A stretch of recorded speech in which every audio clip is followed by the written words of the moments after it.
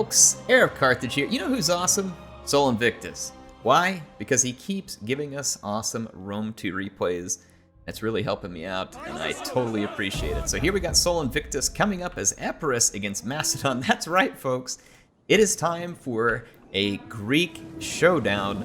No Barbarians here today, which is a big deal because, man, those guys are in almost every Rome 2 battle. Understandably so, the Barbarian factions are pretty stout. Now, Greek factions, a little bit different the way they fight. Their infantry is not quite as offensive. However, they do all come with some pretty potent shot cavalry and pretty decent skirmishers and different options at skirmishers. Kind of just depends on how they decide to be played. And in this case, Macedon is rocking some pikes. So they've got a pike mainline. They have hoplites on the flanks. Hoplites, of course, very defensive units. Again, very different than a barbarian army. There are some thorax swords supporting either flank. Well, actually, there isn't a thorax sword over here. It's a mercenary Thracian warrior. This is a unique unit in the sense that it's very low armor, very low survivability, but it hits like a lawnmower on the charge against the enemy, so it'll be quite dangerous. We've got some Thessalian cavalry, which is a light or medium shot cavalry. Companion cavalry here, more Thessalians, so a decent amount of shot cavalry, and then we're going to have some mercenary Thracian cavalry running ahead. And for Sol Invictus and his army, he's got slingers up front. They're going to be backed up by a Tarentine cavalry, which is a medium missile cavalry that's going to throw, javelins. Sorry, I was getting confused there. We got militia hoplites leading the way of mercenary Samnite warriors, very heavily armored. Very tough warriors here. They're backed up by hoplites and Thurio spears. Thurio spears having a ton of javelins to support a flank fight. Again, Thessalian cavalry, a Hellenic royal cav for the general, so similar to the companion cav, and a unit of Molossian dogs. Not going to see this one very often. So an interesting unit here, having the war dogs in. So going to be a fun one.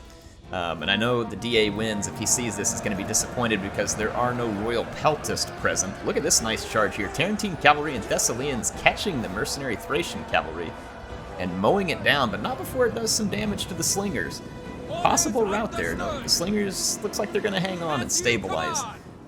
But there are more skirmishers available for Macedon than there is for Epirus, so Epirus will have to be careful. Nice use of the Thessalian cav to ward off the attack there of the Tarentines. The Tarentines going to take some shots in the back.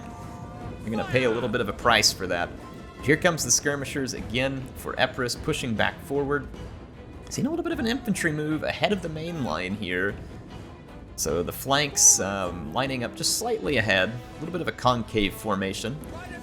See what, if anything, that turns out to do here. There are some mercenary Italian swords I didn't catch earlier on either side of the mercenary Etruscan hoplites.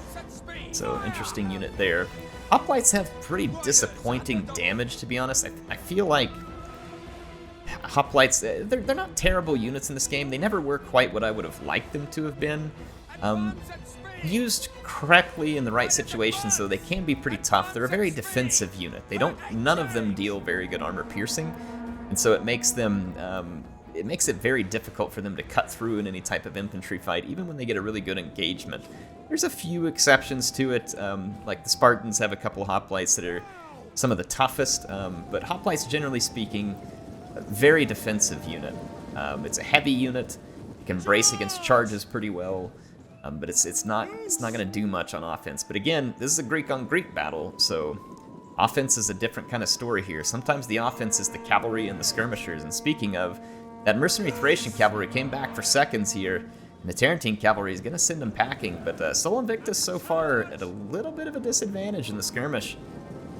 There are more slingers here for Macedon. He's going to have to try and find a way to get ahead here. The Tarentine cavalry, let's see what it does. It may just suicide charge here, but it routed before it could do anything of the sort. Try and pull back. There is an engagement here. Let's check this one out. This is thorax swords on militia hoplites. The militia hoplites are in a block formation, though, which is clearly, like, I say clearly, I'm assuming this is meant to just kind of waste the charge of the thorax swords. He may use these Thurio spears to pick off the guys on the flank here, actually. And then this Samnite warrior has engaged the hoplite. That ought to go well for the Samnite warrior, but they're now under heavy fire. These mercenary Thracian warriors could charge in and make a bad time of it. Those Molossian dogs, though, are moving forward now. Dogs are kind of interesting. Once they get turned loose, they just go bananas. and it's hard to control them. I didn't notice this Agrionian Axeman earlier either. This is kind of a hybrid unit. It's going to throw javelins in a fight like this, but it may be doing more friendly damage than it is other damage. It's a nice hold by those militia hoplites, and it looks like the Thurio spears moving in. There's some Thessalian cavalry. Let's check the other flank. Nothing yet. Militia hoplites taking some slinger volleys, though it's not going to bother them too badly. The Hellenic Royal Cavalry kind of feints a charge, but it's not going to follow through. Hoplites going into a wall, hoping to hold longer, and it looks like Macedon's going to fall back from this flank. They may like their skirmishing position. Who let the dogs out? The dogs are out. Where did they go? I'm not sure where those dogs ended up. Once you release the dogs, they kind of just, like I said, they just kind of go ape crazy and follow whatever unit. I didn't catch exactly. I'm not seeing dead dogs on the ground anywhere. Where did those dogs end up? Man, I'm going crazy now, wondering where those dogs went. Oh, here they are. So he released them at the slingers, and doing a nice job of using the pikemen to try and fend the dogs off, because again, the dogs just go bonkers after a target. And it looks like they did get a slinger. So they took out a slinger unit, and the companion cavalry charged forward, probably hoping to counter the Thessalians, but I mean, there's a lot of units in that vicinity. These hoplites now turning on the defense, holding out a long time and being annoying. Interesting battle so far. I don't know if any player has what looks like a decisive advantage to me. The skirmishing fight evened out a little bit by the use of the Molossian dogs. Both players' generals are quite safe. A little bit of damage on the companions there a moment ago. I say a little bit of damage, it depends. If they copped a javelin volley or something, it could be bad. This mercenary Samnite warrior defeats that hoplite. Took some damage while it was happening, though. Here comes the Thessalian cavalry. I don't think there's a good unit in... Yeah, there's not a unit to really block this charge, so the Thessalians are going to hit those Samnite warriors. Their own charge, though, was a little bit blocked by their own pike unit, and they may take more damage from that than it was worth. Pike unit moves up. It's not in formation, but it can always move into formation, so Epirus is going to fall back and avoid that pike. And this is one of the challenges with pikes, is for them to be effective in Rome 2, it's challenging because you have to make your enemy attack the front of it, and that is sometimes easier said than done. It just kind of depends. Ooh, those Thracian warriors took a volley there. That was a nice use of the Thurio spears. That Thracian warrior is a very deadly unit on the charge. Very deadly unit. Definitely don't want to underestimate those guys. I mean, this is really a game of chess right now. Both players trying to get a one-up, and both have landed some punches, and both have taken some punches. So we'll kind of see where it goes from here. Some nice volleys here from the Macedonian slingers, and they are wearing Epirus out. So I feel like Sol Invictus is probably going to have to get creative now. Of course, when they're throwing javelins, the Thurio spears are not braced. And they took a pretty nasty charge from the Thessalians there, and that's going to be followed up by the mercenary Thracian warrior. Ooh, that Hellenic Royal Cavalry takes a face full of javelins. They will get the charge on the thorax swords, but they are going to pay a dear price for it. And the Agrionian Axemen are there to further punish that Hellenic Royal Cavalry. Not sure about that charge. We'll see whether or not it ends up being worth it. It did get about 21 kills. The Thracian warriors are falling back, as they should. This is no longer a good fight for them. Let's check out the other flank. So it looks like Epirus is just kind of avoiding the fight on this flank, and they're pushing it over here on their own right. More slingers for Macedon. Macedon's slingers are kind of just reigning supreme at the moment. Thessalian cavalry trying to charge, and they are cycling and trying to pull back. Those Thracian warriors got a bit thrashed there. Thessalian cavalry cannot last long in a melee because they're pretty light cavalry. Here comes the Agrionian Axemen. Remember, these guys are kind of a dual threat unit. They're not amazing in melee, but they're pretty decent, especially for a peltist unit. It looks like they've got a battle rhythm put on them here. I said cast on them. I'm used to calling out magic and Warhammer, although this is kind of as close to magic as you get in this game, to be fair. But yeah, battle rhythm here should improve. It looks like attack, defense, and damage, but it's going to cause them some exertion there, so afterwards it's going to hurt some of their stats when that timer's over. The mercenary Thracian warriors go down to the Samnites, who racked up 132 kills. And Sol Invictus continues to push to his right, away from the Macedonian right.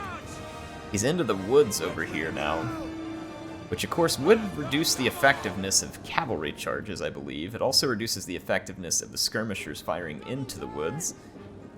Agrionian Axemen now up against a hoplite unit that's not going to love life there. They did get 40 kills, so they didn't go down with nothing. Militia Hoplite once again being used to intercept here in kind of its blocky formation. I think that this is just a unit that Sol Invictus is using in that formation to block the charge and slow down an enemy and then allow him to get favorable counter charges. Like right there was 2 javelin volleys thrown into that thorax swordsman.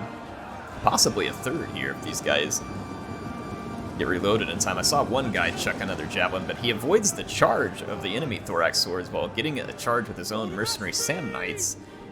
Swing back to the other flank, so we can keep track of all this action, because there is a lot of action, a lot of feinting, a lot of charging, and a lot of tricky play here. Those Samnite warriors should have a good engagement, but here comes a Thracian warrior hoping to ruin their day, and I think they're going to.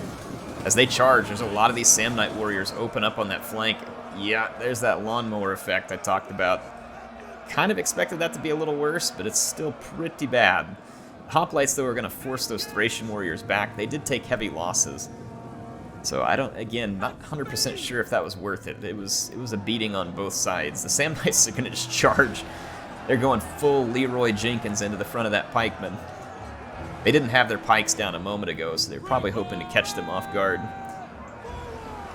Samnite warriors now on pretty even footing with the thorax swords, after some help from those Thracian warriors. Thracian warriors copping some slinger fire here, and they're not going to like that at all. The hoplites here are now winded from having fought the militia hoplites while fighting another fresh unit, so that could go south for them. We have another mercenary Samnite, Italian swords, lots of units being held in reserve here by Sol Invictus. Both players' generals trying to be kept safe, though the general for Epirus did take a beating earlier. Thessalian cavalry here trying to lend some charges to help turn this flank in favor of Macedon. So far not working. Slingers are now working on the other unit of Agrionian Axemen who are throwing javelins into that fight, and we're going to get another charge from the Thracian warrior, this time into the Thureos Spears square. The Thureos Spears will be well braced for that, but I don't know exactly. I mean, they'll still get some kills, the Thracian warriors. Ooh, big charge coming through the middle. We've got the Thessalian cavalry pushing through. They're going to be kind of caught into a pike phalanx here, though. Not a great time, but there's a lot of disruption going on through here, and a lot of counter charges by infantry on behalf of Epirus. Caught on the front of a phalanx over here with some mercenary Etruscan hoplites, not where they want to be. They're going to want to get out of that fight if possible. Slingers now charged into here, I'm assuming. Yeah, they've got their daggers out, so they're out of ammunition for Macedon. Let's kind of check these fights. Agrionian Axemen now chipping away at Thureos Spears. They could do well there. The mercenary Samnite warriors were winning, but smart play here. The mercenary Thracian warriors allow the thorax swords to pull out and countercharge. So this is kind of up in the air, in my opinion, right now on that flank. In the middle, though, these pikes are not in formation, and this is bad for Macedon. These ones are trying to get formed up. Remember that pikes really struggle when it comes to maneuverability, and if they don't get to fight in their formation, then they're going to do poorly. Here comes the Hellenic Royal Cav and 2 Thessalians pushing hard into this gap against the enemy cavalry. It's going to be countercharged by the companion cavalry, who took some damage earlier. This is a pretty tight fight. Yeah, this is a pretty close fight. So both cavalry forces now retreating. We've got a slinger working its way around the flank here, some dog handlers who are coming in. I mean, this is a scrap that is coming down to, I mean, they're going to pull the cooks out of the camp with the frying pan and come running into this fray. Oh, look at that javelin volley into the companion cavalry. Very nicely done there. Chasing that cavalry off with the mercenary Samnite warriors. These guys got to be careful, though. If they go back here and get exposed, they could get punished by that shock cavalry. Yeah, here they go. Yeah, it might hurt a little. It's definitely going to hurt some. They took some losses there. Shock cavalry is pretty deadly when it has room to maneuver. We're going to see the Hellenic Royal Cavalry and the Thessalians working hard to get over here and stop this. Okay, and it's going to come down to the generals here. The generals are squaring off. The Hellenic lords facing off against each other, but infantry support coming for Epirus. And that pike line is struggling to really hold these units of Epirus because they can just simply outmaneuver it. And that has been the case so far. Pikes are not easy to use in this game. That companion general is in bad shape. It's wavering, so things possibly going south for Macedon, though the pikeman comes over to support. This hoplite's holding here against a regrouped militia hoplite. Very tight fight here between the Samnites and the thorax swords. We have some hoplites engaged, being outflanked by pikemen here, so a nice maneuvering of the pikemen over there. But this cavalry fight is souring quickly for Macedon. They did not have the infantry support to back it up. And so this may give Epirus their advantage that they need to go ahead and spin this one into their favor. This pike unit did manage to drive off that mercenary Samnite warrior. They're being attacked by a regrouped militia hoplite. However, this pike unit better keep an eye on this cavalry. It'll get absolutely crushed if it's got its pikes turned around, though. I don't know if the cavalry is going to charge them. He may just use the hoplite to come in and sandwich that pikeman from behind, try and keep his cavalry safe. Still a very close fight, really, but I'm not sure if Macedon's going to have what it takes to be able to turn this one around, because this pike can really only fight effectively in one direction.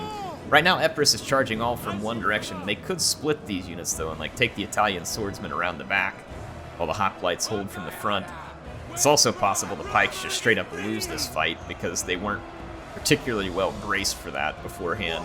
Their flank is a bit exposed here. They're taking losses. And the cavalry's winging around to hit them in the rear as well.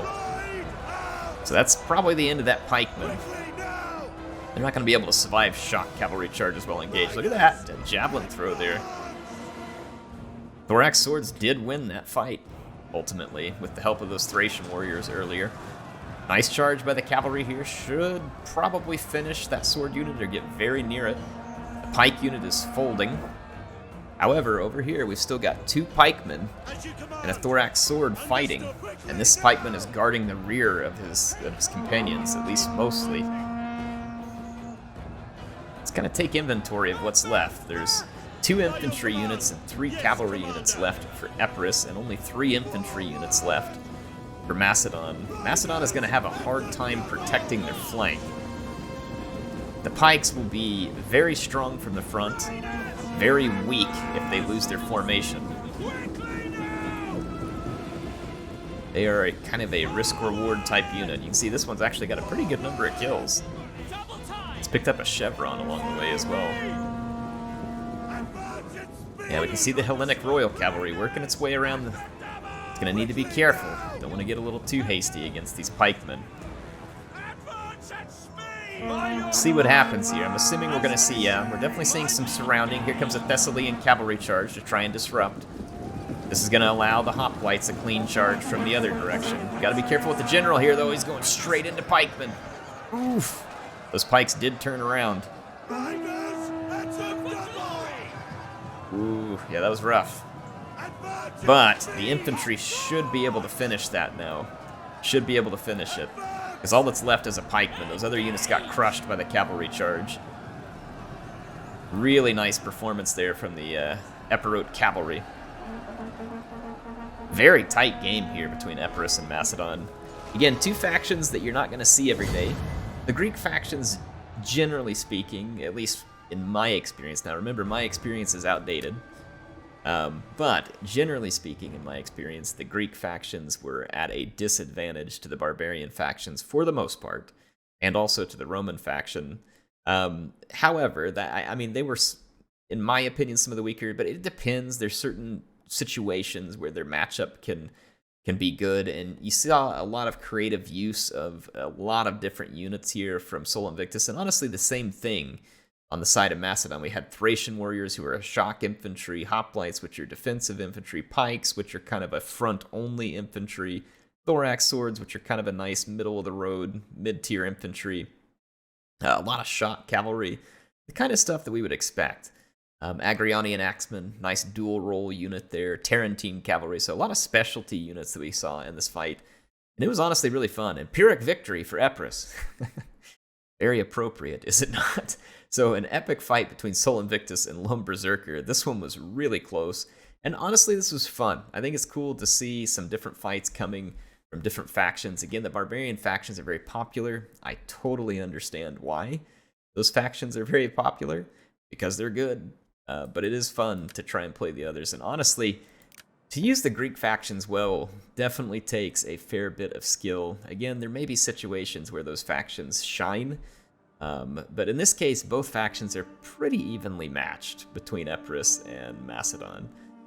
So it's an interesting one, and that's exactly what it turned out to be. Anyway, hope you all enjoyed this one. Appreciate Sol Invictus sending it over, and appreciate Lone Berserker for giving us an awesome fight there with Macedon, one of the most classic factions in any Total War game. Anyway, HeirofCarthage signing out for now, and I will see you all later.